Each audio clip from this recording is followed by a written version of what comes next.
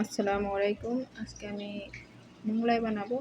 এটা হলো মোগলাই রুটি, এটা ডিম, পেঁয়াজ আর ধনিয়া পাতা।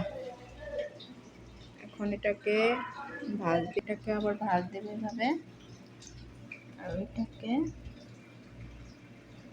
আমরা ভাজ দেব। এখন এটাকে এখন ভাজ দেবে এভাবে।